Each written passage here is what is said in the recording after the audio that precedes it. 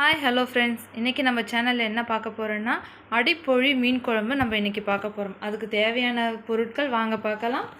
1 kilo மீன் நல்லா சுத்தமாக இந்த மாதிரி கழுவி எடுத்துக்கணும்.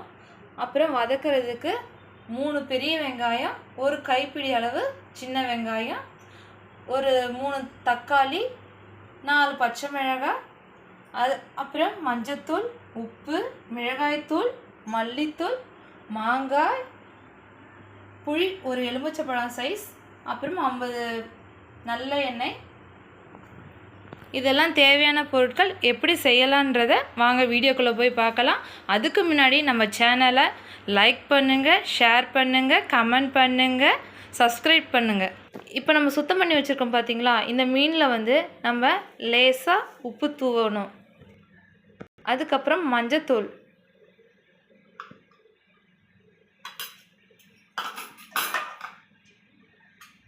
மிளகாய்த்தூள், 1 ஸ்பூன் சமையல் எண்ணெய்,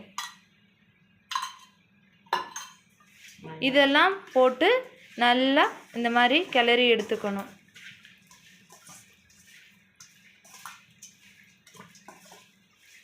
கை விட்டு நல்லா பிசைஞ்சு எடுத்துக்கிட்டு இது மாதிரி நம்ம பண்ணியிருக்கோம் பார்த்தீங்களா, உப்பு, மஞ்சத்தூள், மிளகாய்த்தூள், இப்படி பண்ணி நல்லா பிசைஞ்சு கொஞ்சம் ஊறினோம்னா அது நல்ல காரம், உப்பு எல்லாம் நல்லா இறங்கியிருக்கும், நல்லாயிருக்கும். இப்போ எப்படி மீன் குழம்பு செய்யலான்றதை நம்ம வீடியோக்குள்ளே போய் பார்க்கலாம் வாங்க. கொஞ்சம் எண்ணெய் விட்டுக்கிட்டு நம்ம வச்சுருக்கோம் பார்த்தீங்களா, அந்த வெங்காயத்தை நல்லா போட்டு நல்லா வதக்கணும்.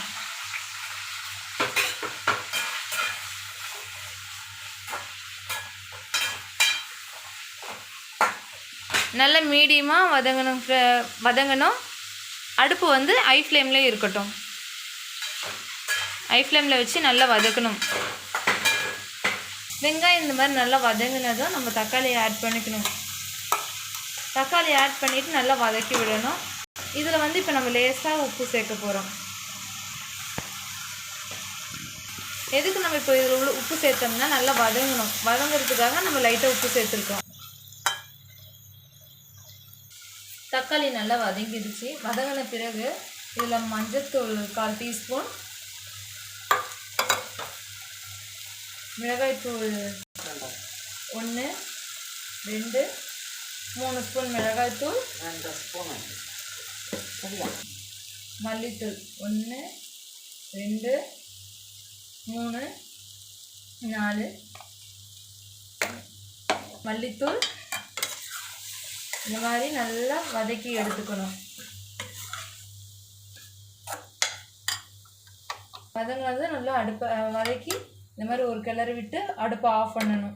நம்ம வதக்கணும் பார்த்தீங்களா, இது சூடு ஆறுனதும் நம்ம மிக்சி ஜாரில் மாற்றிக்கணும். மிக்சி ஜாரில் மாற்றி நல்லா இதை அரைச்சி எடுத்து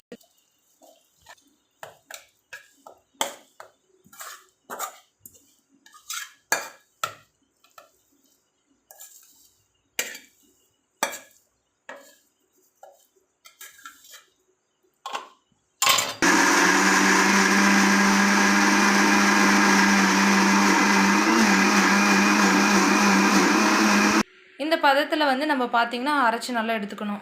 நம்ம ஒரு லெமன் சைஸ் புளியை இந்த மாதிரி கரைச்சி எடுத்துக்கிட்டு அதில் இந்த அரைச்சதை நம்ம போட்டு நல்லா மிக்ஸ் பண்ணிக்கணும்.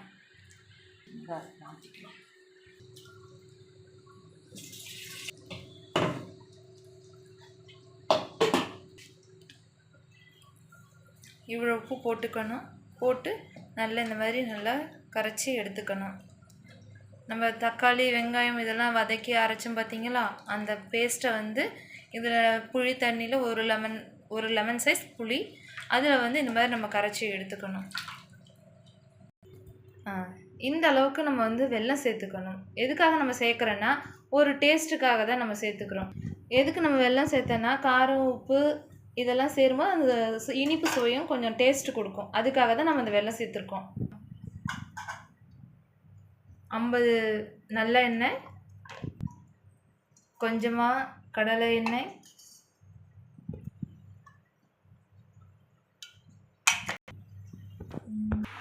எண்ணெய் நல்லா சூடு ஏறினதும் 1 டேபிள் ஸ்பூன் கடுகு, ஒரு 1/4 டீஸ்பூன் வெந்தயம், 4 பச்சை மிளகாய், இடித்து வச்ச வெங்காயம், சின்ன வெங்காயம்,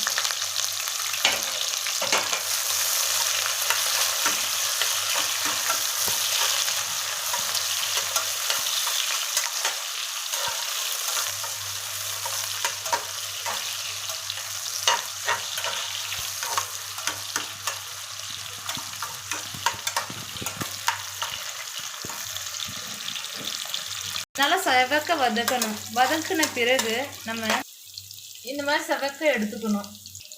வதக்கின பிறகு நம்ம இந்த கரைச்சி வச்சுருக்கோம் பார்த்தீங்களா, இதை ஆட் பண்ணிக்கணும். இந்த அளவுக்கு தான் நம்ம வந்து தண்ணி ஆட் பண்ணிக்கணும். கரைச்சி ஊற்றி இந்த மாதிரி நம்ம வந்து கொதி விடணும். ஒரு தட்டு போட்டு மூடி வச்சுருங்க. இல்லை இல்லாமல் இந்த மாதிரி பாதி அளவு இருக்கணும்.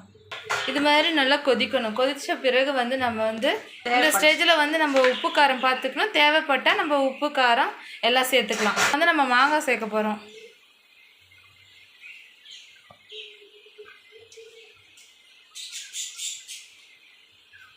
இப்போ வந்து மாங்காய் போட்டது பிறகு 3/4 பங்கு நம்ம வந்து வெந்திருக்கணும்.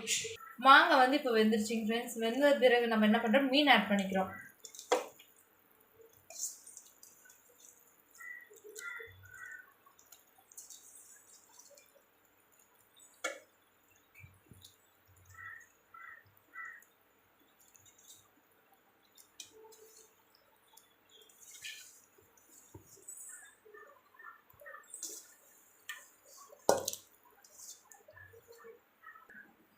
உடையாமல் அப்படி மெதுவாக இந்த மாதிரி கிளறி எடுத்துக்கோங்க.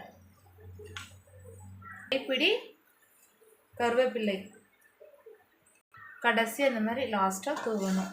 அதுக்கப்புறம் இந்த மாதிரி மூடி வச்சுக்கோங்க. லைட்டாக ஓப்பனில் வந்து இந்த மாதிரி மூடி வச்சுக்கணும். இதுக்கப்புறம் வந்து ஒரு 5 நிமிஷம் நல்லா கொதிக்க விடணும்.